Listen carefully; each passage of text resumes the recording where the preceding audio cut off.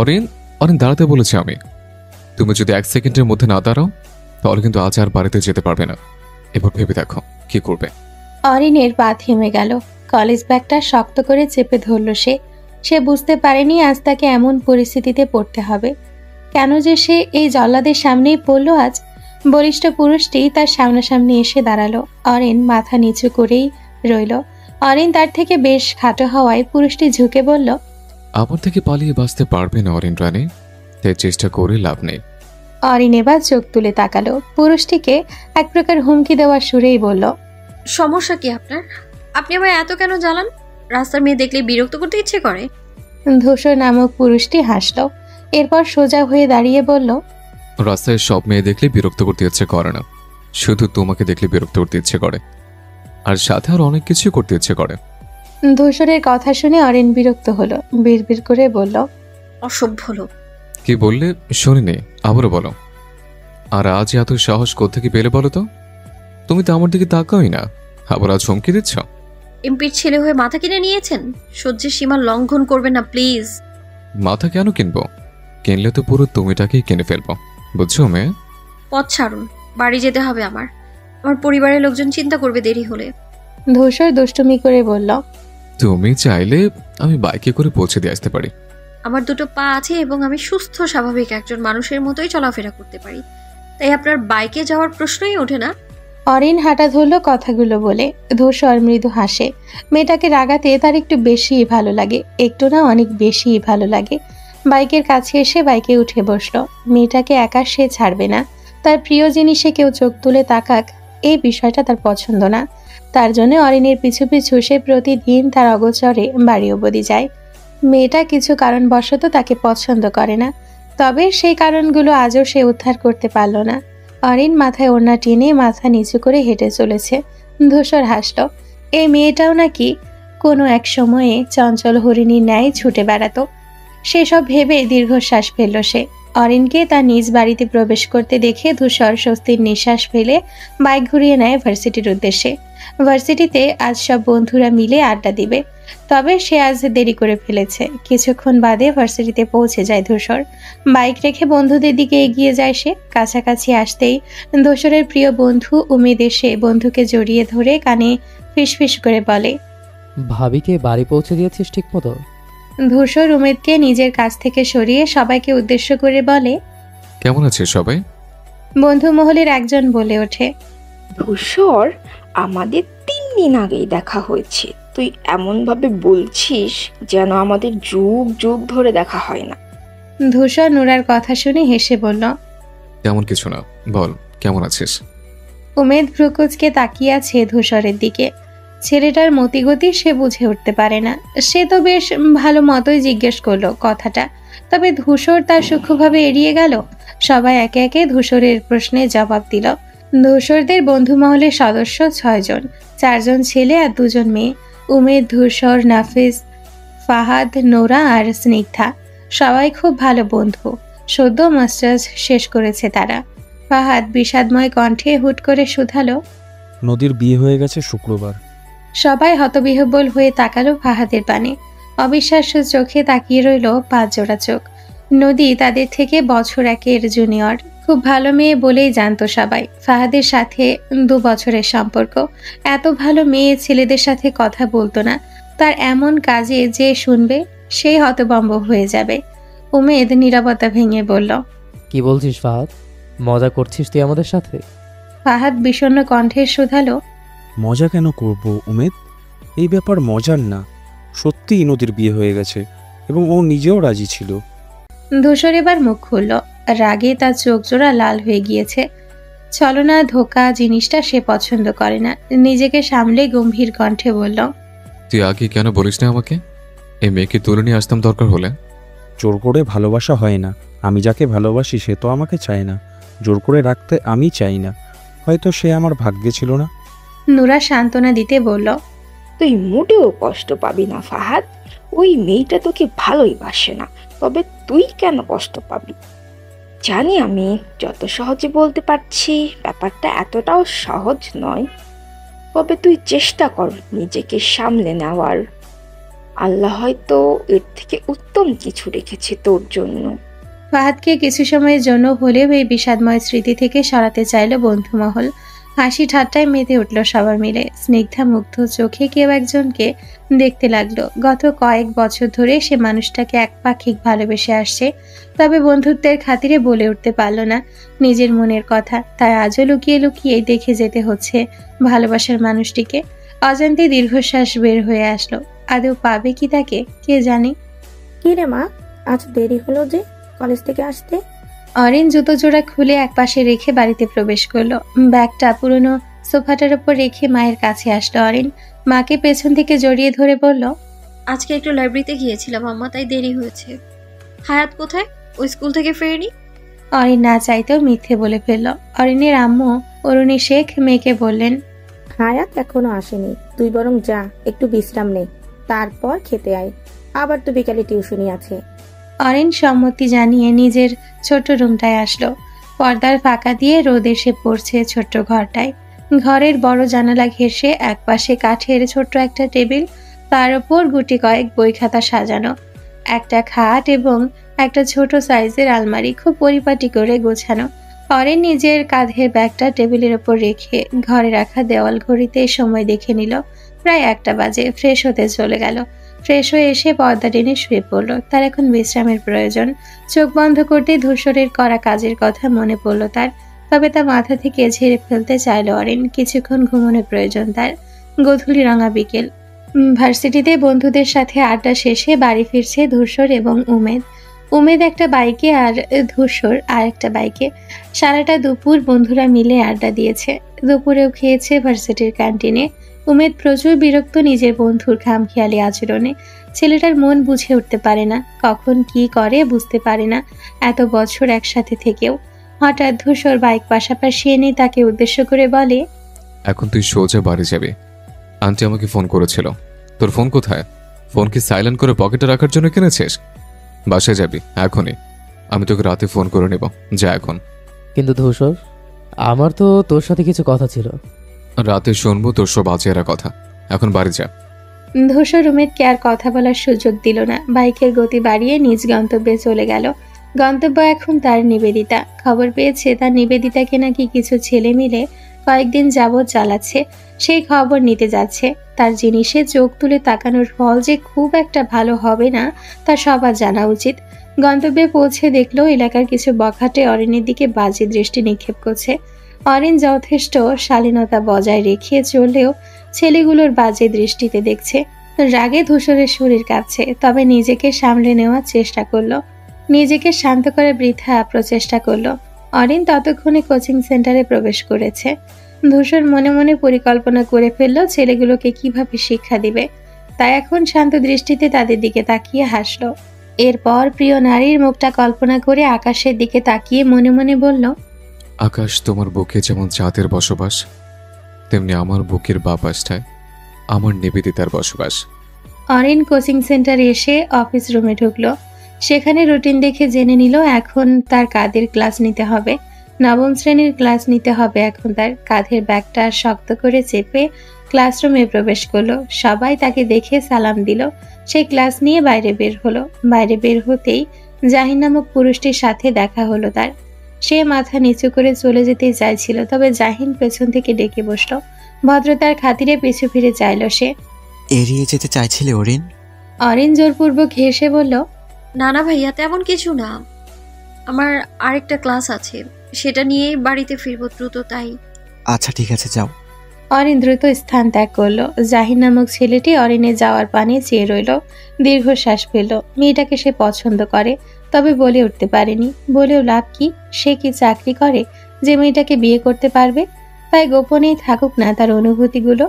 ভালোবাসলে যে পেতেই হবে তার কোনো মানে নেই। অরিন ক্লাস নিয়ে কোচিং সেন্টার থেকে বের হলো। সন্ধে নেমেছে বেশ কিছুক্ষণ হলো। মাথায় দেওয়া ওড়নাটা আরো ভালো করে টেনে দাঁড়িয়ে রইল রিকশার অপেক্ষায়। আশেপাশে নিচু দৃষ্টিতে তাকিয়ে দেখতে রইল বখাটেগুলো আছে কিনা। তবে দেখতে পেল না অরিন। এতে স্বস্তির নিঃশ্বাস ফেলল সে। বড্ড জ্বালাচ্ছিল তাকে। সে দীর্ঘশ্বাস ফেলল কিছু কথা ভেবে। পরিস্থিতি মানুষকে কোথায় এনে দাঁড় করায়। মাথার ওপর বাবা নামক বটগাছ না থাকলে কত কিছু সহ্য করা লাগে তা যাদের জীবনে ঘটেছে একমাত্র তারাই জানে। কিছুক্ষণ দাঁড়াতেই রিক্সা পেয়ে গেল অরিন। রিক্সায় চড়ে বাড়িতে চলে আসলো। বাড়ি আসতে আসতে তার 7টা বেজে গিয়েছে। কলিং বেল বাজাতেই তার ছোট বোন হায়াত এসে দরজা খুলে দেয়। কি রে আপু, তো দেরি হলো কেন আজ? দে ব্যাগটা আমার হাতে দে, তুই বস, আমি পানি দিচ্ছি। অরিন ওড়না দিয়ে কপাল মুছতে মুছতে সোফায় এসে বসলো। হায়াত পানি এনে বোনকে দিল। অরিন কিছুক্ষণ বিশ্রাম নিয়ে মায়ের সাথে টুকটাক কথা বলে পাশের বাড়ির উদ্দেশ্যে রওনা হলো। অরিন নিজের প্রিয় বান্ধবীদের বাড়ির সামনে এসে থামলো। কলিং বেল বাজিয়ে মাথা নিচু করে দাঁড়িয়ে রইল সে। কিছুক্ষণ বাদে অরিনের প্রিয় বান্ধবী তাইবা এসে দরজা খুলল। তাইবা অরিনকে দেখে দীর্ঘশ্বাস ফেলল। মেয়েটার এত কষ্ট তার সহ্য হয় না। আর একটু পর আসতি, কোচিং থেকে তো মনে হয় আধা ঘন্টাও হয়নি ফিরেছিস, এখন আবার চলে আসলি পড়াতে, কষ্ট হয় না? অরিন হাসলো। তাইবা লক্ষ্য করলো এই হাসিতে জড়িয়ে আছে কিছু বিষাদ। তাইবার দুঃখ হয় মেয়েটাকে এই অবস্থায় দেখে। যদিও তার করার কিছু নেই, প্রিয় বান্ধবীকে এত কষ্ট করতে দেখতে কারই বা ভালো লাগে। অরিন ভেতরে প্রবেশ করতে করতে বলল, সমস্যা নেই, বাড়িতে তো আমার হায়াত একা থাকে, তাই বেশি রাত করতে চাই না। দ্রুত পড়িয়ে বাড়ি ফিরবো, বুঝেছিস? তোহা কোথায়? তাইবা ইশারায় বুঝালো রুমে। অরিন সেদিকে পা বাড়ায়। তাইবা দীর্ঘশ্বাস ফেলে রান্নাঘরে আসে। নুডলস রান্না করার জন্য জোগাড় করতে থাকে সব। অরিন তোহা রুমে প্রবেশ করে দেখে তোহা আগে থেকে টেবিলে বসে আছে। অরিন তোহার পাশে চেয়ার টেনে বসে পড়ল। 10ম শ্রেণীর ছাত্রী তোহা, হায়াতের সাথে একই ক্লাসে পড়ছে। গণিত বইটা বার করতে বলে অরিন বিজ্ঞান বইয়ের কিছু অধ্যায়ের গুরুত্বপূর্ণ বিষয়গুলো দাগাতে লাগলো।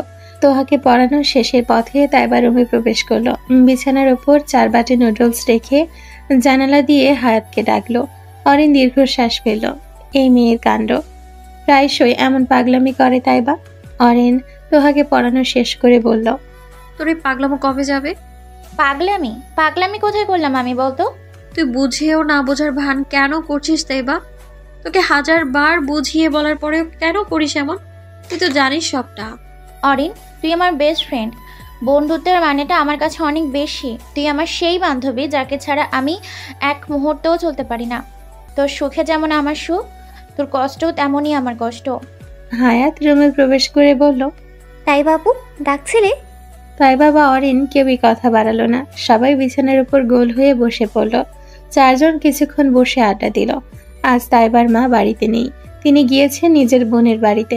যদিও তিনি অত্যন্ত ভালো মানুষ, তবু অরিন বান্ধবীর বাড়ি হলেও একজন শিক্ষিকার মতো এসে পড়িয়ে চলে যায়। তবে তাইবা মাঝে মাঝে পাগলামি করে বসে, এটা ওটা বানিয়ে খাওয়াবেই। আচ্ছা তাইবা, এখন উঠি আমরা। আমার বাড়িতে একা আছে, অনেক রাত হলো তো। আন্টি কখন আসবে? আম্মু হয়তো এখনই চলে আসবে। আচ্ছা তাহলে তোরা যা, এখন আন্টি অনেক সময় ধরে একা রয়েছে। অরিন ও হায়াত 2 বোন বাড়িতে আসলো। ততক্ষণে অরুণী শেখ রাতের খাবার গুছিয়ে ফেলেছেন। মেয়েদের দেখতে পেয়ে বললেন, দ্রুত যা, ফ্রেশ হয়ে আয়, অনেক রাত হলো, খেয়ে পড়তে বসবি দুজনেই। 2 জন মাথা নাড়িয়ে নিজেদের রুমে চলে যায়। অরিনদের বাড়িটা একতলা বিশিষ্ট একটি দালান। বাড়িটাতে 4টা রুম রয়েছে আর একটা ড্রয়িং রুম। অরিনের আব্বু ইমরুল শিকদার বাড়িটা অনেক কষ্ট করে বানিয়েছেন। তিনি ছিলেন একজন প্রাথমিক বিদ্যালয়ের শিক্ষক। মধ্যবিত্ত সুখী পরিবারটা ভালোই চলছিল। তবে 3 বছর আগে তাদের সুখী পরিবারটা এক নিমেষে বিষাদে পরিণত হয়ে গিয়েছে। চঞ্চল প্রতিবাদী ঝগড়ুটে তরুণীটি হঠাৎ কেমন ভদ্র নম্র চুপচাপ হয়ে গেল। বাবার ছায়া সরে গিয়েছে মাথার উপর থেকে। তখন থেকেই অরিন পাল্টে গেল, বাস্তবতা বুঝে নিল। কত সময় ধরে ফোন করছে? ফোন কোথায় থাকে তোর? এরপর থেকে ফোন রিসিভ না করলে তোর এই ফোনটাই কিন্তু থাকবে না। ধূসরের শান্ত কণ্ঠের হুমকি শুনে উমেদ দ্রুত উঠে বসল। তন্দ্রা ততক্ষণে ছুটেছে তার। আজ ছেলেটা তাকে আস্ত রাখবে না মোটেও। সে ভয়ে ঢোক গিলল কয়েকবার। ধূসর আবারও শান্ত কণ্ঠে বলে উঠল, তুই কথা বলবি নাকি আমি আসবো এখন উপরে? উমেদ লাফ দিয়ে বিছানা থেকে উঠে বলল, দোস্ত 5 মিনিট দিয়ে আমি আসছি, ঘুমিয়েছিলাম তো। ধূসর কল কেটে পকেটে হাত গুজে বাইকে হেলান দিয়ে দাঁড়ালো। নিবেদিতার কথা ভাবতে ভাবতে আনমনে ঠোঁটের কোণে হাসির রেখা দেখা দিল। উমেদ দৌড়াতে দৌড়াতে নিচে আসলো। ধূসরকে দেখে জোরপূর্বক হাসার চেষ্টা করলো। ধূসর ভ্রু কুঁচকে দেখছে উমেদের কাজ। উমেদ নিজেকে স্বাভাবিক করে বলল, দোস্ত আর বলিস না, বাসায় এসে আমার বকা খেয়ে ঘুমিয়ে পড়েছিলাম, এর জন্য ফোন ধরতে পারিনি। ধূসর বাইকে উঠতে উঠতে উমেদকে উদ্দেশ্য করে বলল, বাইক বের কর দ্রুত। দ্বিতীয়বার এই কাজ করবি তাহলে তোর ফোন আর থাকবে না। উমেদ বাইক বের করে ধূসরের পাশে এনে দাঁড়ায়। ধূসরকে উদ্দেশ্য করে বলে, কোথায় যাব এখন? কথা কম বলে পিছু পিছু আয়। ধূসর বাইক নিয়ে চলে গেল। উমেদ কিছুক্ষণ স্তব্ধ হয়ে থেকে নিজেও ধূসরের পিছু নিল। ধূসর সোজা চলে আসলো বখাটেগুলোর আড্ডাখানায়। ধূসরকে বাইক থামাতে দেখে সবগুলো যুবক দাঁড়িয়ে পড়ল। উমেদ বুঝে গেল কোনো একটা ঘাপলা আছে, ছেলেগুলো কিছু তো একটা করেছে। ধূসর বাইক পাশে রেখে ওদের সামনে এসে দাঁড়ায়। ওদের মধ্যে একজন বলে ওঠে, ভাই আপনি এখানে কোনো সমস্যা হলে বলতেন, আমরা চলে যেতাম। ধূসর শান্ত গলায় বলল, সমস্যা তো হয়নি, তবে তোরও সমস্যা তৈরি করতে চাচ্ছিস। ছেলেটি ভয় পেল। ধূসরের শান্ত কণ্ঠে উচ্চারণ করা কথাগুলো শুনে সবাই ভীরু দৃষ্টিতে তাকালো ধূসরের দিকে। ছেলেটি ভয়ে ভয়ে প্রশ্ন করল, ভাই আমরা কি সমস্যা করেছি, যদি বলতেন? শান্ত ধূসর হঠাৎই অশান্ত হয়ে গেল। ঝড়ের গতিতে ছেলেটির কাছে এসে কয়েকটা থাপ্পড় বসিয়ে দিল। বাকি ছেলেগুলো ভয়তে পিছিয়ে গেল কয়েক কদম। এমপি ছেলের সাথে কি পারা যায়? ধূসর ছেলেটিকে ধাক্কা মেরে ফেলে দিয়ে বলে, প্রথমত তোর এলাকায় মেয়েদের সাথে অসভ্যতা করছিস, দ্বিতীয়ত আমার প্রিয় নারীর দিকে বাজে দৃষ্টিতে তাকিয়েছিস। কিভাবে ছাড়ি তোদের বলতো? উমেদ যা বোঝার বুঝে গেল। সেও প্রচন্ড রেগে গেল। মেয়েদের অসম্মান করা বিষয়টা তার খুব অপছন্দের। উমেদ ধূসরের দিকে তাকিয়ে নিজেকে সামলে নিল। ধূসর মৃদু চিৎকার করে বলল, তোদের বাড়িতে মা বোন নেই? ধর তোদের মা বোনের দিকে কেউ খারাপ নজরে তাকালে সহ্য করতে পারবি? সবাই মাথা নিচু করে নিল। ধূসর সব কটার ব্যবস্থা করে উমেদকে নিয়ে নিজের প্রিয় একটা জায়গায় চলে আসলো। শান্ত হয়ে লেকের কিনারা ঘেঁষে বসে পড়ল। রাত 11টা পেরিয়েছে আরো অনেকক্ষণ আগে। উমেদও এসে বসে পড়ল ধূসরের পাশে। উমেদ হুট করে জিজ্ঞেস করলো, কি পেয়েছিস অরিনের মাঝে? ধূসর মৃদু হেসে শান্ত কণ্ঠে শোধালো, সৃষ্টিকর্তা আমায় একজোড়া চোখ দিয়েছিলেন ধরনের সৌন্দর্যকে উপভোগ করতে, তবে আমি তাহার অপূর্ব মুখখানা দেখার পর সে চোখে যে অন্য কিছু দেখিনি। রাত 12টা ছুঁই ছুঁই, নির্জন নিস্তব্ধ চারপাশ, শীতল হাওয়া বইছে। ধূসর আর উমেদ এখনো লেকের পাশটায় আছে। উমেদের ঘুম আসছে। অনেকবার বলা হয়ে গিয়েছে তার বাড়িতে ফেরার কথা, তবে ধূসর নির্বিকার শান্ত দৃষ্টিতে চেয়ে আছে লেকের দিকে। উমেদ এবার বিরক্ত হয়ে উঠে দাঁড়ালো। ধূসর তবুও তাকালো না উমেদের দিকে। উমেদ ধূসরকে টেনে তুলল, এরপর বিরক্তি মাখা কণ্ঠে শুধালো, তুই কি বাড়ি যেতে চাচ্ছিস না? 12টা বেজে গিয়েছে, আন্টি টেনশন করছে হয়তো, চল এখন বাড়িতে। ধূসরও এবার আর নিষেধ করলো না। আজ সারাদিন বাড়িতে যায়নি সে, আর না মায়ের কল রিসিভ করেছে। নির্ঘাত তার মা এখনো ঘুমোয়নি, তার অপেক্ষায় বসে আছে।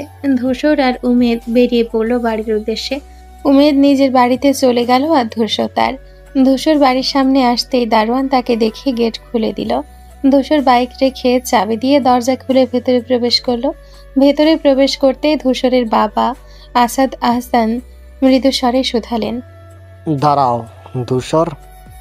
ধূসর দাঁড়িয়ে পড়ল। অনামিকা ইসলামও ছুটে এলেন ছেলের কাছে। ছেলের কাছে এসে তাকে জড়িয়ে ধরলেন। অনামিকা ইসলাম অস্থির হয়ে বললেন, কোথায় ছিলিস তুই ধূসর? সারাটা দিন খবর নেই, বাড়িতে আসিসনি একবারও। তুই কি শান্তিতে থাকতে দিবি না আমায়? ধূসর কিছু বলতে যাবে তার আগেই আসাদ আহসান বলে ওঠেন, তুমি আজকে কেন মেরেছ ছেলেগুলোকে? ধূসর নির্লিপ্ত কণ্ঠে জবাব দিল, মেয়েদের সাথে অসভ্যতামি করেছে, মেয়েদের উত্তপ্ত করে ওরা। যে পুরুষ নারীকে সম্মান করতে পারে না তাকে আমি পুরুষ বলেই গণ্য করি না। তুমি এমপির ছেলে ধূসর, এরকম ব্যবহার মানে না তোমায়। ধূসর এবার মৃদু চিৎকার করে বলে উঠল, তাহলে কি চুপ করে থাকতাম? মেয়েগুলো যদি রাফা রাহিয়ার হতো তুমি চুপ করে থাকতে? উত্তর দাও। আসাদ আহসান কিছুক্ষণ নীরব থেকে উত্তর দিলেন, তুমি আমায় বলতে, আমি ব্যবস্থা করতাম ওদের, তুমি নিজে কেন গিয়েছ? ধূসর উত্তর না দিয়ে হনহন করে নিজের রুমে চলে আসে। অনামিকা ইসলামও ছেলের পিছু পিছু চলে আসেন। ছেলের রাগ সম্পর্কে অবগত তিনি। ধূসর বিছানায় বসে আছে। অনামিকা ইসলাম এসে ছেলের পাশে বসে মাথায় হাত বুলিয়ে দেন। ধূসর মায়ের কোলে মাথা রেখে শুয়ে পড়ে। সে তার জীবনে দুটো নারীকে ভয়ঙ্কর রকম ভালোবাসে, এক তার আম্মু, আরেক তার নিবেদিতা। মায়ের পর অরিনী সেই নারী যাকে সে ভালোবেসেছে। ধূসর ভয়ঙ্কর রকম ভালোবাসে তার নিবেদিতাকে। ধূসরের ভাবনার মাঝে অনামিকা ইসলাম বলে ওঠেন, আব্বু, কেন করিস এমন? আম্মুকে চিন্তায় রাখতে ভালো লাগে তোর? একটু সাবধানে কি থাকা যায় না? ধূসর ঘুম ঘুম কণ্ঠে শুধালো। আম্মু, ওর আমার প্রিয় নারীর দিকে বাজে দৃষ্টিতে তাকিয়েছে। আমি কিভাবে ওদের এমনি এমনি ছেড়ে দিই বলো? তার সম্মান রক্ষা করা যে আমার দায়িত্ব। ভালোবাসি তাকে, তাকে আগলে রাখার দায়িত্ব যে আমার। অনামিকা ইসলাম হাসলেন। ছেলে যে একটা মেয়েকে খুব ভালোবাসে সে সম্পর্কে সে অবগত। ধূসর অনেক আগেই তাকে সে কথা জানিয়েছে। যদিও সে মেয়েটিকে দেখেনি, তবে তার ভরসা আছে ছেলের ওপর। অনামিকা ইসলাম ধূসরের চুলে হাত বুলিয়ে দিতে দিতে আদুরে কণ্ঠে বললেন, আমি বুঝেছি আব্বু, ভালোবাসার মানুষের অসম্মান যে সহ্য করা যায় না তা খুব ভালো করেই জানি আমি। তবে তোর এই রাগটা যে কমাতে হবে ধূসর। আমি চেষ্টা করছি আম্মু, তবে হয় না তো। আর নিবেদিতার দিকে কেউ চোখ তুলে তাকালে আমার সহ্য হয় না। সেইখানে বকের ছেলেগুলো ওকে বাজে কথা বলেছে। আচ্ছা, শান্ত হ তুই এখন আব্বু। খেয়েছিস রাতে? ধূসর মাথা নাড়িয়ে বোঝালো সে খায়নি। অনামিকা ইসলাম দ্রুত খাবার আনতে চলে গেলেন। ধূসর উঠে বসল। মায়ের মতো হয়তো কেউ কখনো সন্তানকে ভালোবাসেন না। অনামিকা ইসলাম খাবার এনে নিজে হাতে নিজের একমাত্র পুত্রকে খাইয়ে দিলেন। আচ্ছা, এখন ঘুমা তুই আব্বু। আমি যাচ্ছি, তুই লাইট বন্ধ করে ঘুমিয়ে পড়, অনেক রাত হয়েছে। অনামিকা ইসলাম লাইট বন্ধ করে দরজা টেনে বের হয়ে গেলেন। ধূসর দরজা আটকে গিটার এনে বারান্দার এক কোণায় বসে পড়ল। সে টুকটাক গান গেয়ে থাকে। রাতে ঘুম আসে না তার। নিবেদিতার কথা মনে করে প্রায়শই বারান্দায় বসে গিটারে সুর তোলার চেষ্টা করে। ধূসর আনমনে গেয়ে ওঠে, আমার বেঁচে থাকার প্রার্থনাতে বৃদ্ধ হতে চাই তোমার সাথে। ধূসর হাসলো, আকাশের দিকে তাকিয়ে বিড়বিড় করে বলে, ভালোবাসি নিবেদিতা, ভয়ঙ্কর রকম ভালোবাসি। তোমাকে পেতে হলে যা করার দরকার আমি তাই করব। হায়াত, এই হায়াত, উঠ, পড়তে বসতে হবে। হায়াত চোখ ডলতে ডলতে উঠে বসে। ঘড়িতে ঠিক 7টা বাজে। স্কুল 10টা থেকে। প্রতিদিনই সে এই সময় উঠে পড়ে। তার সাথে অরিনও পড়ে। অরিন তাকে পড়াশোনা বুঝিয়ে দেয়, অঙ্ক অরিনও করিয়ে দেয়। তার জন্য কোচিং করা লাগে না তার। মায়ের ডাকে ঘুম ভাঙল আজ। না হয় প্রতিদিন নিজে থেকে ওঠে। ছোট মেয়েটাও বাস্তবতা বুঝে গিয়েছে। চুলগুলো হাত খোপা করে উঠে মুখ ধুয়ে নিল। এরপর সোজা অরিনের রুমে চলে আসলো। অরিনও ততক্ষণে পড়তে বসে পড়েছে। হায়াতও বই নিয়ে বিছানায় বসে পড়ল। সকাল 9টা বাজে। দুজন এত সময় পড়েছে। এখন দুজনই উঠে তৈরি হয়ে গিয়েছে। কলেজ যেতে হবে অরিনের আজ। গুরুত্বপূর্ণ একটা ক্লাস আছে আজ। অরিন এবার অনার্স 2য় বর্ষের শিক্ষার্থী, আর হায়াত 10ম শ্রেণীর ছাত্রী। দুজন এসে খাবার টেবিলে বসে। অরুণী শেখ খাবার বাড়তে বাড়তে বলেন, আজ কখন ফিরলি অরিন? অরিন খেতে খেতে উত্তর দিল, কেন আম্মু, তোমার কিছু লাগবে? না রে, আর কত করবি তুই? ভাগ্যিস তোর বাবা বাড়িটা করে গিয়েছিল, না হয় কি যে হতো। তোর কয়টা ক্লাস আছে আজ মা? অরিন দীর্ঘশ্বাস ফেলল। মাঝে তার জন্য খুব বেশি চিন্তা করে।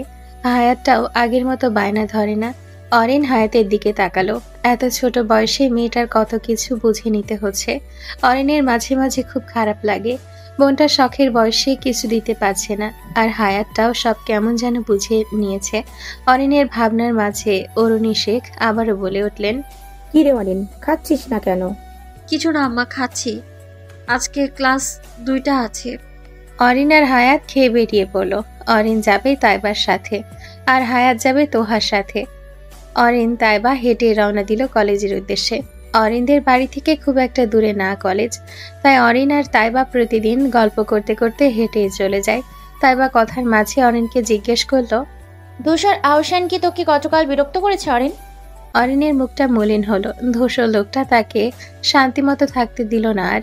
সে দীর্ঘশ্বাস ফেলে বলল, হ্যাঁ, গতকাল রাস্তায় দাঁড় করিয়ে অনেকগুলো কথা বললো। কাল চুপ থাকিনি, আর কত সহ্য করবো বলতো? উনি দিন দিন সহ্যের সীমা অতিক্রম করেছেন। অরিন, আমার কি মনে হয় জানিস, ধূসর ভাইয়া তোকে সত্যি অনেক ভালোবাসে। যদিও কোনোদিন বলেননি তোকে, তবে আমার মনে হয় সে তোকে খুব বেশিই ভালোবাসেন। না হয় বর্তমান যুগে কি চলছে দেখেছিস তো, পাত্তা না দিলে পরের দিন সেই মেয়ের দিকে কেউ তাকাই না। তবে ধূসর ভাইয়া গত 7 মাস ধরে তোর পিছু পড়ে আছে। অরিন বিষাদময় কণ্ঠে শুধালো, ভালো হয়তো সে বাসে আমায়, তবে আমাদের কি একসাথে যায় বল? সে হলো আমাদের এমপির ছেলে, আর আমি সেখানে একজন সাধারণ বাবাহীন মেয়ে। যার কাঁধে মা বোনের দায়িত্ব। অরিন থেমে আবারও বলল, বুঝলি তাইবা, সবার জন্য ভালোবাসা জিনিসটা না, তেমন আমার জন্যেও ভালোবাসা জিনিসটা না। আমার মাথার উপরে এখন অনেক দায়িত্ব। হায়াতকে বড় উকিল বানাবো, আম্মাকে একটা হাসি খুশি রাখার জন্য সব করতে হবে আমায়। সবটা করতে রাজি আমি। তাইবা বুঝলো এখন কথা বাড়ালে অরিনের মনটা বিষাদে পরিপূর্ণ হয়ে যাবে, তাই সে এসব নিয়ে কথা বাড়ালো না। কথা ঘোরাতে বলল, আচ্ছা শোন, আজ একটু ঘুরবো বুঝছিস, সামনে লেকে যাব, সকালের দিকে ফাঁকা থাকে, আর আজ রোদও নেই, ঠান্ডা ঠান্ডা পরিবেশ। কিন্তু আম্মাকে যে বলে আসলাম 2টো ক্লাস আছে, তাড়াতাড়ি চলে আসবো। প্রথম ক্লাসটাই তো গুরুত্বপূর্ণ, পরেরটা খুব একটা না। ওটা করবো না, আজ আজ দুইজন মিলে ঘুরবো, বুঝেছিস? অরিন মাথা নাড়ায়। সে জানে তাইবাকে হাজার বললেও কথা শুনবে না, তাই সম্মতি দেওয়াই ভালো। অরিন তাইবার দিকে তাকিয়ে মৃদু হেসে ভাবে, বন্ধু থাকুক একজন, তবে সেই একজন যেন বন্ধুর মতো বন্ধু হয়। 1000 জন লাগবে না, একজন সত্যিকারের বন্ধু থাকলেই জীবন সুন্দর। বন্ধুত্ব সুন্দর যদি তা হয় স্বার্থ ছাড়া। সকাল 11টা বেজে 10 মিনিট। ধূসর হন্তদন্ত হয়ে ছুটছে বাইক নিয়ে। গন্তব্য তার নিবেদিতা। মাত্র ঘুম থেকে উঠে এসেছে, যা তার উস্কো খুস্কো চুল, ফোলা চোখ দেখে বোঝা যাচ্ছে ভালোবাসা বোধ হয় এটাই। প্রিয় মানুষটিকে দেখার নেশায় ছুটে আসতে হয়, যেমন ধূসর আহসান এসেছে। যে কোনো নারীকে পাত্তা দেয়নি, সেই ধূসর আহসানও এক নারীতে দুর্বল। ধূসর অরিনদের কলেজের নিকটে এসে বাইক থামিয়ে চায়ের দোকানে যায়। কিছু খেয়ে আসেনি সে। 1 কাপ চা নিয়ে খেতে থাকে এবং নিবেদিতার অপেক্ষা করতে থাকে। তাইবার অরিন সবেমাত্র ক্লাস শেষ করে বের হলো কলেজ থেকে। ক্লাসটা মোটামুটি ভালোই করেছে দুজন হেঁটে পার্কে চলে আসে। পার্কের পাশটায় আজ মানুষের সমাগম খুব অল্প। পার্কের বেঞ্চে দুজন বান্ধবী এসে বসলো। অরিনকে হঠাৎ করে তাইবা জিজ্ঞেস করলো, তুই কি ধূসর ভাইকে ভালোবাসিস অরিন? অরিন মলিন হাসলো। মেয়েটা কিভাবে যেন বুঝে যায় তার মনের খবর। কি করবে, মনের ওপর জোর করতে তো সে পারে না। ধূসরকে সে ভালোবাসে, তবে মুখে প্রকাশ করা হয়নি। করবে কিভাবে? তার কাঁধে যে মা বোনের দায়িত্ব, মা বোনকে কিভাবে ভালো রাখবে এটা ভেবেই দিন যায় তার। সেখানে প্রেম বিষয়টা তো সে মাথাতেও আনেনি। অরিনকে উত্তর দিতে না দেখে তাইবা আবারও বলে ওঠে, কিরে উত্তর কেন দিচ্ছিস না? অরিন দীর্ঘ নিঃশ্বাস ফেলে বলল, কি উত্তর দিব বুঝতেছি না। তোকে মিথ্যা বলতে পারবো না, তবে সত্যটা বলাও যে অন্যায়। তাইবা চমকে উঠল। সে বিশ্বাসই করতে পারছে না। হতবিহ্বল হয়ে তাকিয়ে রইল অরিনের দিকে। এই অরিনও কাউকে ভালোবাসে? হ্যাঁ, বাসতেই পারে। এখন সময় মানসিকতা না থাকলেও মনটা তো আগের ন্যায় আছে। তাইবা বুঝলো সব।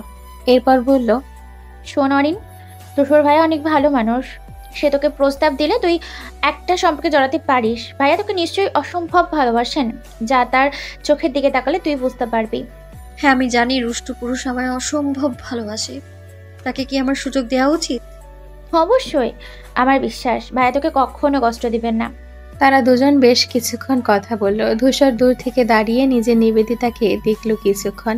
সে অরিন এবং তাইবাকে কলেজ থেকে বের হতে দেখে নিজেও তাদের পিছু নিয়েছিল। পিছু নিয়ে এখানে এসছে, তবে আজ আর সামনে যায়নি। নিবেদিতা খুব একটা হাসে না, আজ হাসছে। কাছে গিয়ে হাসিটা গায়েব করতে চাইছে না সে কিছুতেই, তাই দূর থেকে দেখে চলে গেল। তাইবা অরিন বেশ কিছুক্ষণ গল্প করে বাড়ির উদ্দেশ্যে রওনা হলো। বৃষ্টি নামতে পারে আজ। আকাশের অবস্থা খুব একটা ভালো না, ঝুম বৃষ্টি হচ্ছে। বৃষ্টিতে যে এতটাই যে আশেপাশে কিছু স্পষ্টভাবে দেখা যাচ্ছে না। সকালে শীতল আবহাওয়া থাকলেও এখন প্রচন্ড পরিমাণে বৃষ্টি হচ্ছে। স্কুলের বারান্দায় দাঁড়িয়ে আছে কিশোরী, হাত বাড়িয়ে ছুঁয়ে দিচ্ছে বৃষ্টির ফোঁটা। বৃষ্টির দিনে মানুষের হৃদয়ে আনন্দের আগমন হয়। হায়াতের কিশোরী হৃদয়েও আনন্দ অনুভব হচ্ছে। একদল কিশোরী ঝাঁক ধরে স্কুল মাঠে বৃষ্টিতে ভিজছে। তারও ইচ্ছে করছে খুব, যাবে কি না তা নিয়ে দ্বিধাদ্বন্দ্বে রয়েছে। তোহা একটু ক্লাসরুমে গিয়েছিল। দ্রুত ব্যাগ কাঁধে নিয়ে এগিয়ে আসলো বেস্ট ফ্রেন্ডের নিকট। কি রে, এখনো দাঁড়িয়ে আছিস? চল দ্রুত, বৃষ্টি না হয় থেমে যাবে, আর ভিজতে পারবো না তখন। তোহা হায়াতের হাত ধরে টেনে নেমে পড়ল মাঠে। ঝুম বৃষ্টিতে ভিজছে দুই বান্ধবী। আশেপাশের কিছু খেয়াল নেই তাদের। তারা ব্যস্ত বৃষ্টিতে ভিজতে ভিজতে ভিজতে রাস্তায় এসে পড়েছে। খুব একটা লোক নেই বললেই চলে।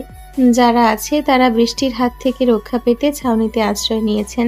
রাস্তায় গাড়ি চলছে দুই একটা, দুই বান্ধবী হাত ধরে ভিজছে। হায়াত মন খুলে হাসছে, সাথে তোহাও। এই দৃশ্য দেখে একে বলিষ্ঠ পুরুষের হৃদয়ে যে প্রেমের আগুন লাগলো। পুরুষটি মুগ্ধ দৃষ্টিতে ভেজা মুখটির পানি চেয়ে আছে। ধূসর উমেদকে ধাক্কা দিয়ে বলল, কি দেখছিস ওদিকে? উমেদের হুঁশ ফিরল। নিজের চিন্তা ভাবনায় নিজেরই বেশ লজ্জা লাগলো। ইস, সে বাচ্চা একটা মেয়ের প্রতি আকৃষ্ট হচ্ছিল। ধূসর ভ্রু কুঁচকে তাকিয়ে আছে উমেদের দিকে। উমেদের হঠাৎ কি হলো বুঝে উঠতে পারল না ধূসর। উমেদ নিজেকে স্বাভাবিক রেখে বলল, কি দেখবো, বৃষ্টি হচ্ছে তাই দেখছি। চল দুজন একটু ঘুরে আসি দূরে কোথাও। ধূসর সম্মতি জানালো। উমেদ বাইকে ওঠার পূর্বে আর একবার দেখতে চাইলো সে কিশোরীকে, তবে দেখা মিলল না। ততক্ষণে হয়তো চলে গিয়েছে সে তার গন্তব্যে। উমেদ নিজেকে বোঝানোর চেষ্টা করলো, তবে সেই ভেজা মুখখানি বারবার চোখের সামনে ভেসে উঠছে। ছুঁয়ে দিতে ইচ্ছে করছে ভেজা মুখখানি। উমেদ নিজের নিষিদ্ধ ইচ্ছের কথা চিন্তা করে বেশ লজ্জিত হলো। কত মেয়ে দেখেছে, মিশেছে, তবে এমন তো হয়নি। আজ একটা ছোট্ট বাচ্চা মেয়েকে দেখে নিষিদ্ধ অনুভূতিরা সব বের হয়ে আসছে। ধূসর বড্ড বিরক্ত হলো। উমেদের 2 মিনিট পর পর এমন গভীর চিন্তায় মগ্ন হওয়ায় ধূসর মৃদু চিৎকার করে বলল, উমেদ কোথায় হারাচ্ছিস তুই 2 মিনিট পর পর? কি হয়েছে কি তোর? উমেদ হাসতে হাসতে বলল, ঘুম পাচ্ছে বড্ড, তার জন্যই। আচ্ছা, ফাহাদ আর নাফিসকেও ডেকে নেই। চল 4 জন মিলে এই বৃষ্টিতে ছোটখাটো একটা ট্যুর দিয়ে আসি। ধূসর মাথা নাড়িয়ে সম্মতি প্রকাশ করে। উমেদ ফোন করে বাকি 2 জনকে ডেকে নেয়। 4 জন একসাথে হয়ে অজানা গন্তব্যে রওনা হয়। উদ্দেশ্য তাদের কিছুটা সময় একান্তে কাটানো বন্ধুদের সাথে। 4 জন 2টো বাইক নিয়ে ছুটছে অজানা গন্তব্যে। বৃষ্টি থেমেছে বেশ কিছুক্ষণ। রাত 9টার মতো বাজে। সারাদিনই বৃষ্টি হয়েছে আজ। বৃষ্টি হওয়ার মুহূর্ত থেকে বৃষ্টির পর মুহূর্ত বেশি সুন্দর। বাইরে ঠান্ডা হাওয়া বইছে, শীতল করে দিচ্ছে অরিনের ছোট্ট রুমটা। ক্লান্ত শরীরটা টেনে রুমে প্রবেশ করলো অরিন। পরনে জামাটা সামান্য ভিজে গিয়েছে। অরিন বিছানায় ধপাস করে শুয়ে পড়ে। লোডশেডিং হয়েছে। সে সন্ধে কারেন্ট গিয়েছে, এখনো আসেনি। ঘরে ছোট্ট মোমবাতি জ্বালানো, তার আলোতে আলোকিত চারপাশ। অরিন চোখ বন্ধ করে আছে। অনেক লুকিয়ে রেখেছে নিজের অনুভূতি, আজ আর পারছিল না। কাউকে বলার দরকার ছিল নিজের অনুভূতিগুলো। তাইবাকে বলে আজ কিছুটা শান্তি পেয়েছে। তাইবার বলা কথাগুলোই ভাবছে। তার অবশ্যই উচিত ধূসরকে একটা সুযোগ দেওয়া। অরিনের ভাবনার মাঝে হায়াত বই হাতে রুমে প্রবেশ করে। হায়াত অরিনের পাশে বসে বলে, আপু একটু অঙ্কটা বুঝিয়ে দিবি? আসলে অনেক সময় ধরে নিজেই চেষ্টা করছিলাম, তবে পারিনি। অরিন 2 হাত ভর দিয়ে উঠে বসলো। মাথাটা যন্ত্রণা করছে, তবুও কিছু বলল না। হায়াত মোমবাতিটা বিছানার কিছুটা কাছে এনে রাখে। অরিন ধীরে ধীরে বুঝিয়ে দিল অঙ্কটা হায়াতকে। হায়াত অঙ্কটা বুঝিয়ে চলে গেল। অরিন আবারও চুপ করে শুয়ে পড়ল। মাথা যন্ত্রণাটা বাড়ছে, কমছে না। হায়াত কিছুক্ষণের মাঝে আবারও ফিরে আসলো। হাতে চায়ের কাপ। চায়ের কাপটা টেবিলে রেখে অরিনের মাথার পাশে বসে হাত দিয়ে একটু মালিশ করে দিল মাথাটা। অরিন ধপ করে চোখ খুলল। অরিনকে চোখ খুলতে দেখে হায়াত বলল, আপু তুই আগে চাটা খেয়ে নি, আমি আদা দিয়ে লাল চা করে এনেছি, খা, মাথা ব্যথা কমতে পারে। এরপর শুয়ে পড়, আমি মালিশ করে দিচ্ছি। অরিন উঠে বসে বলল, তোর পড়া নেই? এসব কে করতে বলেছে তোকে? আপু তুই তো আমাদের জন্য সারাটা দিন খাটিস, এখন আমি একটু তোকে সাহায্য করতে চাচ্ছি, তুই এমন করছিস কেন? অরিন বোনের মাথায় হাত বুলিয়ে দিয়ে জড়িয়ে ধরে বলল, দেখিস আমাদের আর কষ্ট করতে হবে না, আর কোনো কষ্ট থাকবে না আমাদের। আমি তোকে আর আম্মাকে একটা সুন্দর জীবন উপহার দেব। আমি, তুই আর আম্মা একসাথে খুব সুন্দর একটা জীবন কাটাবো। হ্যাঁ আপু, আমাদেরও সুখ আসবে, দুঃখের পরেই সুখ আসে। অপেক্ষার ফল তো মিষ্টিই হয়, তাই না? আমরাও না হয় অপেক্ষা করলাম, পরিশ্রম করলাম, আমাদেরও সুখ আসবে। অরিনের চোখ জ্বলতে শুরু করলো। তার ছোট বোনটাও কত বড় বড় কথা বলছে। সে ভাঙা কণ্ঠে জবাব দিল, হ্যাঁ রে হায়াত, আমাদেরও সুখ আসবে, আমরা আবারও সুখে থাকবো, দুঃখ আমাদের ছুঁতে পারবে না। গভীর রাত, বাইরে এখনো মৃদু হাওয়া বইছে, শীতল পরিবেশ। অরিন জানালার পাশ ঘেঁষে বসে আছে, মনটা তার বিষণ্ণ। মাসের শুরুর দিকে হাতে টাকা নেই তেমন, কাল বাজারও করতে হবে, এখনো বেতন হাতে পায়নি। হঠাৎ পাশে থাকা মুঠোফোনটি শব্দ করে বেজে উঠল। এই গভীর রাতে কে ফোন করলো বুঝে উঠল না সে। অরিন অন্ধকার হাতড়ে ফোনটা নিজের কাছে আনলো। অচেনা নাম্বার দেখে ধরবে কি ধরবে না এ নিয়ে দ্বিধায় ভুগছে। অরিনের ভাবনার মাঝে কলটা কেটে গেল। অরিন ফোনটা রাখতে নিবে, আবারও বেজে উঠল সেই সময়ে। এবার অরিন রিসিভ করলো কলটা, কারণ যদি কোনো জরুরি প্রয়োজন হয় এই ভেবে। রিসিভ করে কানের কাছে নিয়ে হ্যালো বললেও ওপাশ থেকে সারা শব্দ আসলো না। ঘন ঘন নিঃশ্বাস নেওয়ার শব্দ শুনল সে। অরিন বুঝলো কে কল করেছে। বেশ কিছুক্ষণ দুজন চুপ থাকলো। অরিন ফোন কান থেকে নামাতেই অপর পাশ থেকে পুরুষালী গম্ভীর আওয়াজ ভেসে আসলো। অরিন ফোনটা আবারও কানে ধরল। না চেনার ভান করে বলে উঠল, কে? ধূসর নিঃশব্দে হাসল। সে জানে নিবেদিতা বুঝতে পেরেছে এটা সে, তবুও না চেনার ভান করছে। ধূসর হাসি চেপে রেখে বলল, আমি ধূসর হাসান বলছি। অরিন মৃদু কণ্ঠে বলে উঠল, এত রাতে একটা মেয়ে মানুষকে কেন কল করেছেন? আমি কোনো বাইরের মেয়েকে কল করিনি। আমি যাকে কলটা করেছি সে মানুষটা পুরোটাই আমার। অরিন থতমত খেল।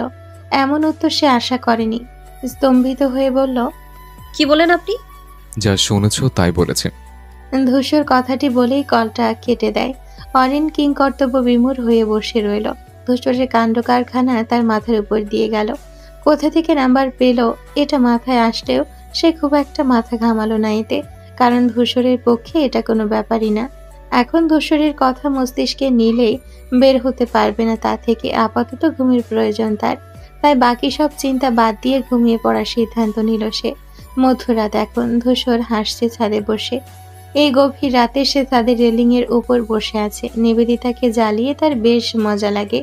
তার যে কতখানি কষ্ট করতে হয়েছে নিবেদিতার নাম্বার জোগাড় করতে তা শুধু সেই জানে। তাইবাকে অনেকবার বলার পরে দিয়েছিল নাম্বার। ধূসর রেলিং এর ওপর থেকে নেমে ছাদের দোলনায় এসে বসলো। ঘন কালো আকাশের পানে তাকিয়ে বলল, এমন একটা মধ্যরাত আমি আবার চাই, তবে এখন সে নেই। সে সময়টাতে আমি তাকে চাই। তার থেকে মুগ্ধ দৃষ্টিতে তাকিয়ে বছর পর বছর পার করতে চাই। ধূসর কিছুক্ষণ বসে থেকে নিচে নামার জন্য পা বাড়ালো। রাত অনেক হয়েছে, এখন আর ছাদে থাকা উচিত নয়, তাই নেমে পড়ল ছাদ থেকে। ছাদ থেকে নামার সময় রাফার রুমটা সামনে পড়ে। পাশ দিয়ে যাওয়ার সময় কারো ফিসফিসিয়ে কথা বলার আওয়াজ পায় ধূসর। পা থেমে যায় তার। বিষয়টা একটু আজব লাগে তার কাছে। আর রাফাই বা এত রাতে কার সাথে কথা বলবে এটা ভেবে পেল না। তবুও আজ নক না করেই রুমে প্রবেশ করলো সে। রাফা ধূসরকে দেখে লাফ দিয়ে বিছানা থেকে উঠে পড়ল। হাতে থাকা ফোনটা এতক্ষণে বিছানায় পড়ে গিয়েছে। রাফার ভয়ে গলা শুকিয়ে আসছে। ভাই যদি একবার জানতে পারে সে প্রেম করছে, মেরে ফেলবে হয়তো তাকে। এমনিতেই যা পরিমাণ রাগ নিয়ে ঘোরে।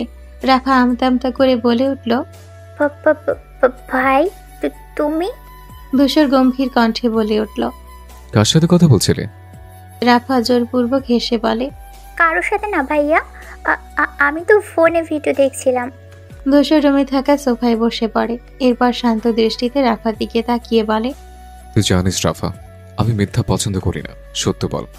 রাফার সাহস হলো না আর মিথ্যে বলার। সে নিজেকে প্রস্তুত করলো সত্যটা বলার জন্য। ফোনটা আগে হাতে নিয়ে দেখলো অপর পাশের পুরুষ এখনো কল কাটেনি। ওপাশ থেকে ভেসে আসছে অস্থির হওয়া কণ্ঠস্বর। সে সাহস করে ফোনটা কানে নিয়ে বলল, আমি পরে কল করব। সে ফোনটা রেখে ধূসরের সোজাসুজি বসে। এরপর ধীর কণ্ঠে বলে ওঠে, ভাইয়া রাগ করো না, আমি সত্যি বলছি। ও মিহান, ভালোবাসি আমি ওকে। আর্মিতে ভালো পোস্টে চাকরি করছে। আমাদের সম্পর্ক 4 বছরের। ছেলেটা আমার সত্যি ভালোবাসে অনেক। তুমি মেনে নাও ভাইয়া। ধূসর বোনের দিকে ভালো করে তাকালো। চোখে মুখে প্রিয় মানুষকে হারানোর আতঙ্ক। চোখ জোড়া ছলো ছলো করছে। ধূসর উঠে দাঁড়ালো। ধূসরকে দেখে ভয়ে রাফাও দাঁড়িয়ে পড়ল।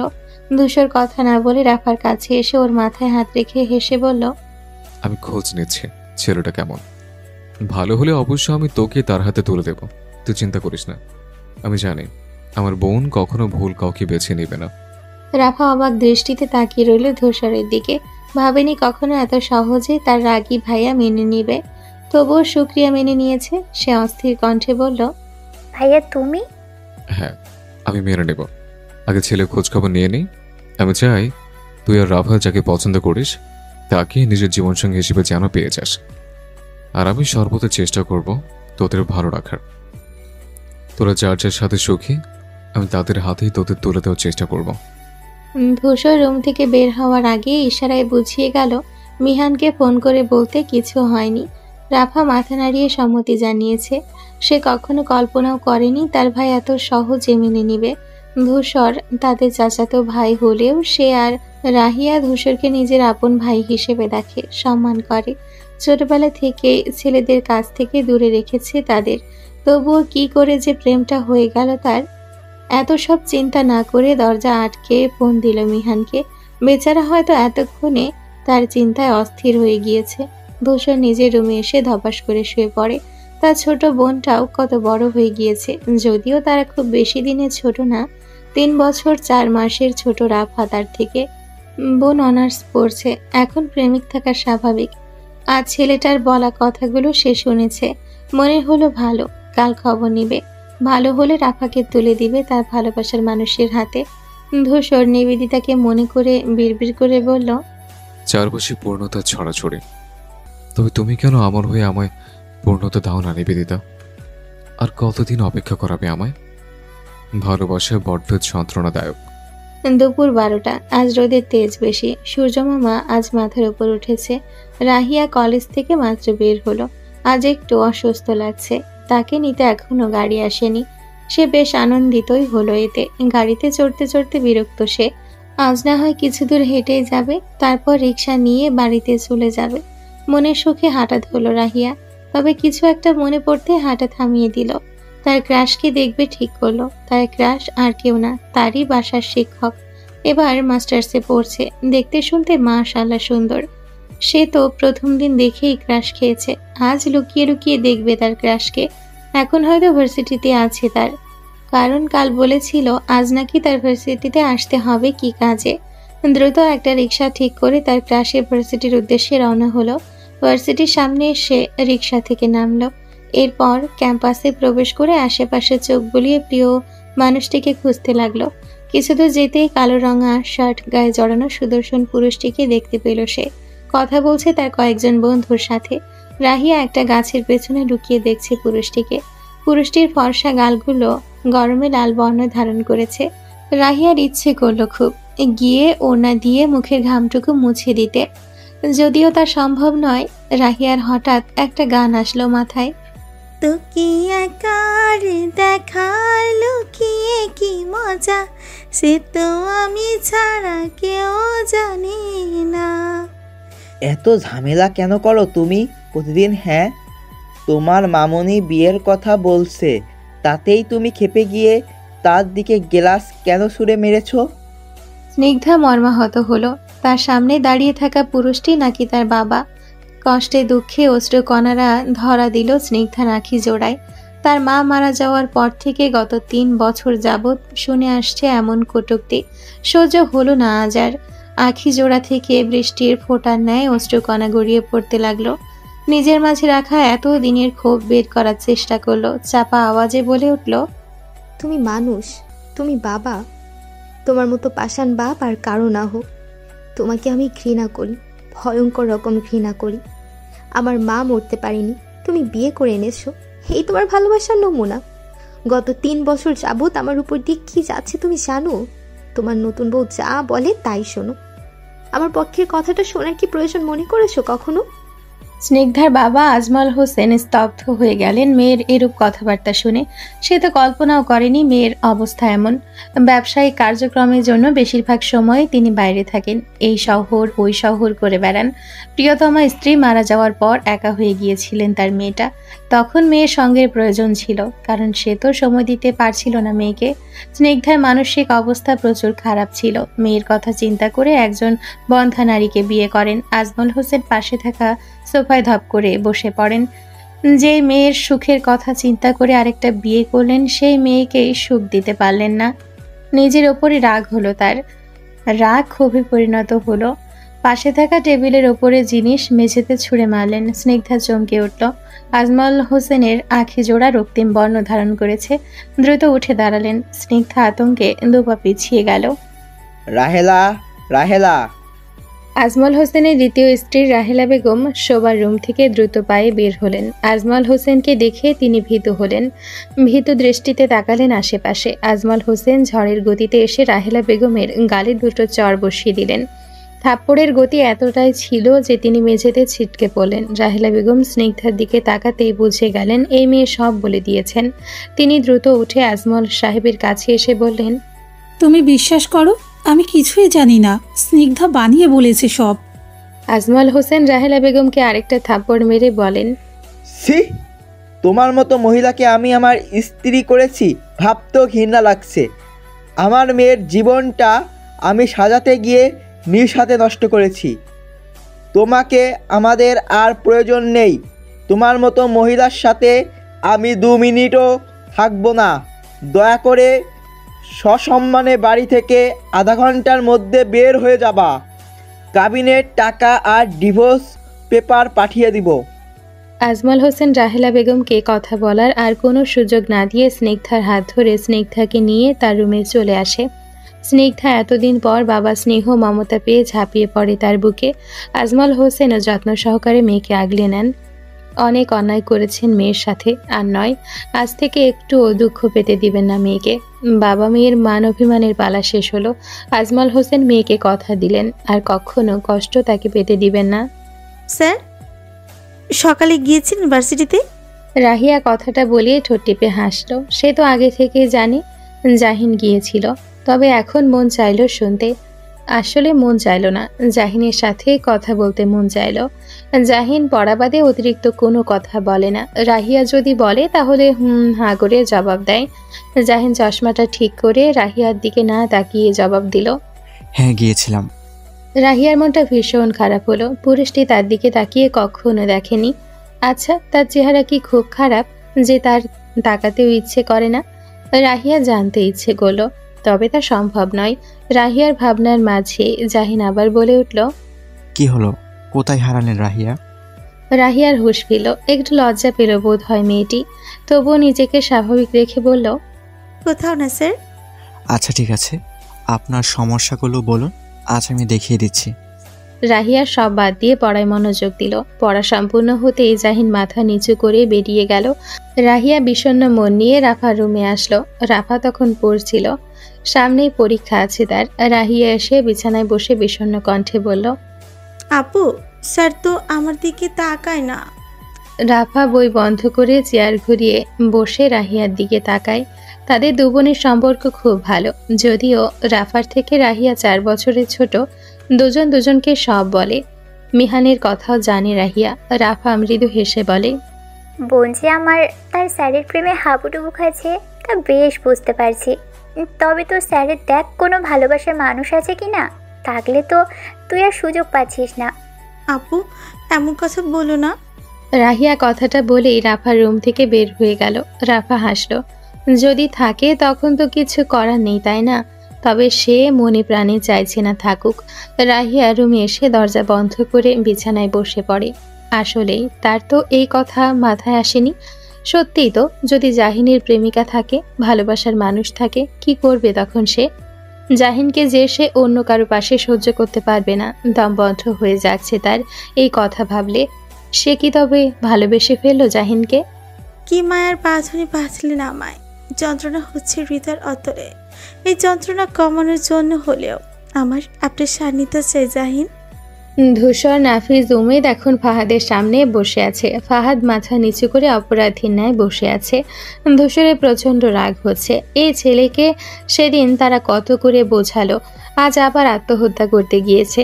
ঠিক সময় ফাহাদের বাবা ভাই দেখে ফেলেছিল বলে আজকের মতো রক্ষা পেয়েছে। উমেদ খুব কষ্টে আটকে রেখেছে ধূসরকে, না হয় এতক্ষণ ফাহাদের গালে 2 থাপ্পড় পড়ে যেত। উমেদ ফাহাদকে জিজ্ঞেস করলো, কেন করতে চাইছিলে এমন? ফাহাদ কেঁদে ফেলে। এরপর কম্পিত কণ্ঠে বলে, আমি সহ্য করতে পারছি না, সে অন্য কারোর, তাকে অন্য কেউ স্পর্শ করছে। ওই ব্যথা সহ্য করার ক্ষমতা আমার নেই, পারছি না আমি। 3 বন্ধু বুঝলো এবার। ধূসর খুব ভালো করে উপলব্ধি করতে পারছে ফাহাদের কষ্ট। সে তো কল্পনাও করতে পারে না নিবেদিতা অন্য কারো হবে। সেখানে ফাহাদের ভালোবাসার মানুষ অন্য কারো হয়েছে তার চোখের সামনেই। ধূসর ফাহাদের পাশে এসে বসলো। কাঁধে হাত রাখতেই ছেলেটা ধূসরকে জড়িয়ে ধরে হাও মাও করে কান্না শুরু করলো। পুরুষের ভালোবাসা ভয়ঙ্কর। যে নারী পায় সে আসলেই খুব ভাগ্যবতী। ফাহাদ কিছুটা শান্ত হলে ধূসর বলে, ফাহাদ, শান্ত হ। আল্লাহ উত্তম পরিকল্পনাকারী। তিনি তোর জন্য হয়তো আরো ভালো কাউকে রেখেছেন। ফাহাদ ধূসরকে থামিয়ে দিয়ে বলে, আমার তো ভালো কাউকে চাই না, ধূসর আমার তো ওকেই চাই। জানি মন মানতে চাইছে না, তবুও কোনো রাস্তা খোলা নেই এখন। সে এখন অন্য কারো, চাইলেও তুই তাকে পাবি না। শুধু শুধু নিজেকে কষ্ট দিয়ে কী লাভ? মন যে বুঝতে চায় না। নিজের অনুভূতিকে নিয়ন্ত্রণ করা শিখতে হবে। যে তোকে চায় না তার জন্য নিজেকে বিষাদে ডুবিয়ে রাখার মানে হয় না। বলতে হবে এখন তাকে, সে এখন তোর জন্য নিষিদ্ধ, বুঝছিস? ফাহাদ বুঝলো কি না কে জানে, তবে মাথা নাড়ল। 3 বন্ধু মিলে আরো কিছুক্ষণ বোঝালো তাকে। এরপর বন্ধুর মন ভালো করতে বের হলো 3 জন বাইক নিয়ে। 4 জন কিছুক্ষণের জন্য না হয় নেটওয়ার্কের বাইরে চলে গেল। আজ শুক্রবার, কড়া রোদে নাজেহাল মানুষ। সকাল 9টা বাজে। অরিন সকাল সকাল তৈরি হয়ে নিল কোচিং সেন্টারের উদ্দেশ্যে বেরোনোর জন্য। আজ সেখানে তার ডিউটি আছে পরীক্ষার হলে। 10ম শ্রেণীর গণিত পরীক্ষা। দ্রুত কাঁধে ব্যাগটা নিয়ে না খেয়ে বেরিয়ে পড়ল সে। 9:30 থেকে পরীক্ষা শুরু, যেতেও 10-15 মিনিট লাগবে, তাই আর খাওয়া হলো না এখন। অরিন সদর দরজা দিয়ে বের হয়ে রিকশার অপেক্ষায় দাঁড়ালো। সাধারণত সে রিকশায় খুব বেশি যাওয়া আসা করে না, তবে আজ প্রচণ্ড দেরি হয়েছে। হেঁটে যাওয়া সম্ভব নয়। কোনো মতে রিকশা ডেকে উঠে পড়ল তাতে। রিকশা চালক দ্রুত চালিয়ে পৌঁছে দিল তার গন্তব্যে। ভাড়া মিটিয়ে দ্রুত পা চালিয়ে অফিস রুমে পৌঁছালো। ঘড়িতে ঠিক 9:15 অরিন অফিস রুমে থেকে খাতা আর প্রশ্নপত্র নিয়ে চলে আসলো ক্লাসরুমে। অনেক বড় ক্লাসরুম, তার সাথে জাহিনেরও একই রুমে ডিউটি পড়েছে। জাহিন অরিনকে দেখে দ্রুত কাছে আসলো তার। প্রশ্নপত্র হাতে নিয়ে বলল, আজ দেরি হলো যে তোমার? অরিন খাতা গোছাতে গোছাতে ব্যস্ত কণ্ঠে বলল, তেমন কিছু না, আজ ঘুম ভাঙতে একটু দেরি হয়েছে। এরপর কথা হলো না দুজনের মাঝে। সময় হলে অরিন এবং জাহিন মিলে শিক্ষার্থীদের খাতা ও প্রশ্নপত্র দিয়ে দিল। কক্ষে মোট 40 জন ছাত্রছাত্রী আছে, তবে কোনো শব্দ হচ্ছে না, কারণ এখানে প্রতিটা শিক্ষার্থী নিজেদের মতো করে লিখছে। জাহিন আজ সুযোগ পেয়েছে প্রিয়তমাকে মন ভরে দেখার। সে গাট কম, অরিনকে দেখছে বেশি। অরিন ব্যাপারটা বুঝলেও কোনোরূপ প্রতিক্রিয়া করলো না। কি বলবে? একজন মানুষ তাকে ভালোবাসতেই পারে। ভালোবাসা পাপ নয়, ভালোবাসা এক অদ্ভুত অনুভূতি, যা কখনো কাউকে বলে বোঝানো যায় না। সেও তো পড়ছে এই দহনে, কি করবে সে? তবে সে ভেবেছে যদি তাকে ধূসর নিজের অনুভূতির কথা জানায় তবে সে না হয় সুযোগ দিল তাকে। ভাগ্যে যা আছে হবে, তাই বলে কি নিজেকে একটু সুযোগ দেওয়া উচিত নয়? হ্যাঁ উচিত। প্রেম না হয় সেও একটু করলো, ক্ষতি কি তাতে? আকাশ কুসুম ভাবনার মাঝে পরীক্ষা শেষ হলো। শিক্ষার্থীরা একে একে বের হলো সবাই। অরিন ও জাহিন খাতাপত্র গুছিয়ে নেয়। অরিন বের হওয়ার জন্য পা বাড়ায়, তখন পেছন থেকে জাহিন বলে ওঠে, অরিন, তুমি কি আমায় আজ একটু সাহায্য করতে পারবে? কি ব্যাপারে? জাহিন ইতস্তত করতে করতে বলল, আসলে আমার জন্য একটা শাড়ি কিনবো, তবে আমি তো ছেলে মানুষ, অত শত বুঝি না। তুমি যদি একটু সাহায্য করতে খুব উপকার হতো। অরিন বেশ কিছুক্ষণ ভাবলো, তারপর উত্তর দিল, আচ্ছা ঠিক আছে। আপনি কি এখন যাবেন নাকি বিকেলে? না না, এখনই যাব। আচ্ছা তাহলে আগে এখানকার কাজগুলো সেরে নিই, তারপর না হয় যাব। দুজন আর কথা বাড়ালো না। যে যার যার মতো কোচিংয়ের বাকি কাজগুলো সেরে নিল। অতঃপর দুজন কোচিং সেন্টার থেকে বের হয়ে একসঙ্গে হাঁটতে শুরু করলো। অরিনও কথা বলছে না, আর না কথা বলছে জাহিন। জাহিন কিছুটা আগে হাঁটছে আর অরিন পেছনে। মার্কেটে এসে দুজন একটা দোকানে ঢুকলো। অনেক খোঁজাখুঁজির পর একটা শাড়ি পছন্দ করলো অরিন। জাহিন শাড়িটা কিনে নিল। এরপর আরেকটা দোকানে ঢুকে বোনের জন্য 2 জোড়া চুড়ি নিল। দুজন একসঙ্গে মার্কেট থেকে বের হলো। জাহিন অরিনকে একটা রিকশায় তুলে দিল। ভাড়া সেই দিয়েছে, কারণ অরিনকে নিয়ে সে এসেছে। অরিন যদিও নিষেধ করেছিল, সে শুনেনি। তবে অদূরে দাঁড়িয়ে কেউ একজন এই দৃশ্যটি দেখে নিল। আখি জোড়ায় রাগ স্পষ্ট। হাত মুষ্টিবদ্ধ করে চোখ বুজে জোরে জোরে নিঃশ্বাস নিল সে। রাগ নিয়ন্ত্রণ করার বৃথা চেষ্টা চালালো সে। পুরুষটি নিজেকে শান্ত করতে বাইকে চড়ে বসলো। এখন প্রথমে নিজেকে শান্ত করতে হবে, অতঃপর কিছু একটা করবে। প্রিয় নারীকে অন্য কারো সাথে সহ্য করা দুষ্কর। ধূসর প্রচণ্ড গতিতে বাইক চালাচ্ছে।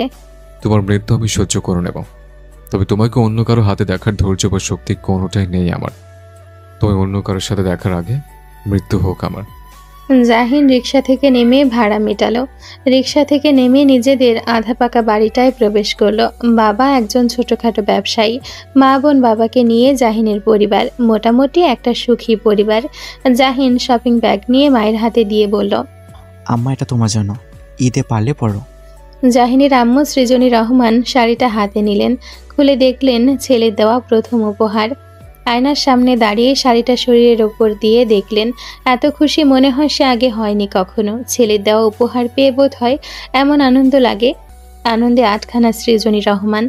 জাহিন মাকে খুশি হতে দেখে ভীষণ খুশি হলো। আর বাবার জন্য আগে থেকে কিনে আনা পাঞ্জাবিটাও দিবে সে, আর বোনকে চুড়িগুলো দিবে। জাহিনের একটু খারাপ লাগলো জায়রাকে বেশি কিছু দিতে পারছে না বলে। জায়রা নিজের রুম থেকে আসতে জাহিন 2 জোড়া চুড়ি বের করলো। বোনকে পাশে ডেকে চুড়ি জোড়া এগিয়ে দিয়ে বলল, জাইরা, এই 2 সেট চুড়ি তোর। বুঝিসই তো ভাইয়ের অত ক্ষমতা নেই তোকে হাজার হাজার টাকার জামা কিনে দেওয়ার। কষ্ট পাস না। জায়রা ভাইকে জড়িয়ে ধরে বলে, ভাইয়া, আমার হাজার হাজার টাকার জামার প্রয়োজন নেই। এই যে তুমি ভালোবেসে আমার জন্য আমার পছন্দের 2 ডজন চুড়ি এনেছো, আমি এতেই খুশি। আমার আর কিচ্ছু লাগবে না। জাহিন খুশি হলো বোনের বুঝদারতা দেখে। কত বড় হয়ে গিয়েছে তার বোনটা। বাবাও কিছুক্ষণ পর আসবে, তখন না হয় দিয়ে দিবে বাবার জন্য আনা উপহারটা। রোজা শুরু 12 তারিখ থেকে, আজ 8 তারিখ। গত মাসের বেতন পেয়েছে কিছুদিন আগে, তাই এখন বোন বাবা মায়ের জন্য সামান্য কিছু কিনলো। সামর্থ্য হলে এর থেকেও ভালো কিছু দিবে। এখন যা সামর্থ্য তার ভেতরেই দেওয়ার চেষ্টা করেছে। জাহিন মা বোনের সাথে কথা বলে নিজের রুমে চলে আসলো। বুক পকেট থেকে অরিনের একখানা পুরনো ছবি বের করলো। খুব কষ্ট করে জোগাড় করেছে ছবিখানা। আজ তার খুব ইচ্ছে করছিল অরিনকে 1 ডজন চুড়ি কিনে দিতে, তবে তা সম্ভব নয়। অরিন কোনো দিনও নিত না, তা সে খুব ভালো করেই জানে। জাহিন নিজের বিছানায় শুয়ে ভাবতে লাগলো আজকের ঘটনাটা। আজ প্রিয় মানুষটির সাথে কিছু মুহূর্ত হলেও কাটাতে পেরেছে, এই অনেক। আর কিছু লাগবে না তার।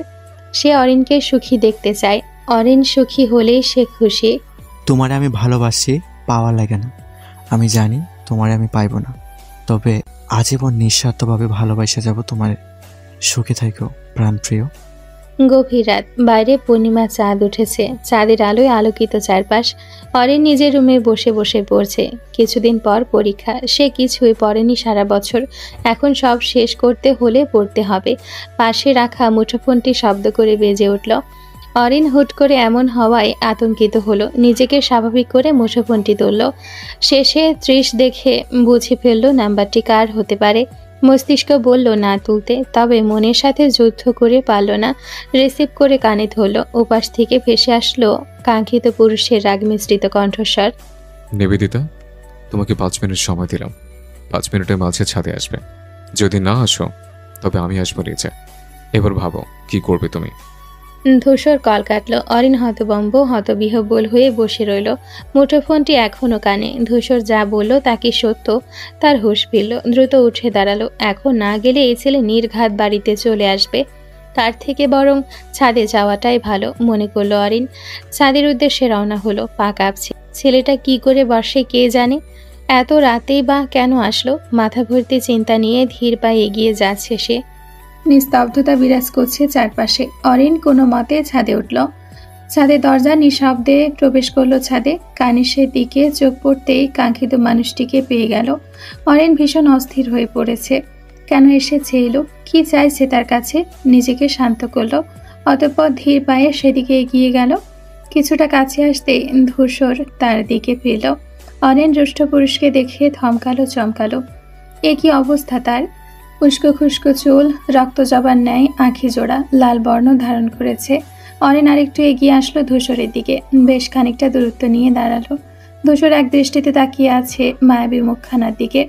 অরিন আহামরি সুন্দরী নয়, তবে হলদে ফর্সা গায়ের রঙে উঁচু নাক, চিকন ঠোঁট জোড়া বেশ মানিয়েছে। ধূসরের কাছে মনে হয় তার নিবেদিতা চাইতে মায়াবতী সুন্দরী নারী এই পৃথিবীতে আর কেউ নেই। মায়ের পরে সে একমাত্র নারী যাকে সে ভালোবেসেছে। তার ভালোবাসার গভীরতা প্রখর। নিবেদিতার মুখ পানে তাকাতেই তার রুষ্ট পুরুষ ভুলে গেল তার রাগ। নিবেদিতা কাছে আসলে তার ফিসফিস করে বলল, আপনি আপনি এত রাতে এখানে কি করছেন? ধূসর আনমনে বলে উঠল, তুমি দেখতে এসেছি নিবেদিতা। তুমি অন্য কারোর সাথে দেখার যন্ত্রণা প্রচন্ড প্রখর। আমি সেই বিরহে পড়ছি। কেন তো বলছ আমায়? অরিন স্তব্ধ হয়ে গেল। তবদা খেয়ে আগের ন্যায় দাঁড়িয়ে হতবাক হতবিহ্বল হয়ে গিয়েছে। ধূসর কি বলছে এসব? সে টেনে টেনে বলল, মানে? ভালোবাসি। অরিন আরেকবার ঝটকা খেল। আজকে তার হতবাক হওয়ার দিন। পৃষ্ঠপুরুষকে তাকে আজ অবাক করতে করতে মেরেই ফেলবে। কি চাইছে ধূসর? এত মাস পর এই প্রথম ধূসর নিজের মনের কথা জানালো।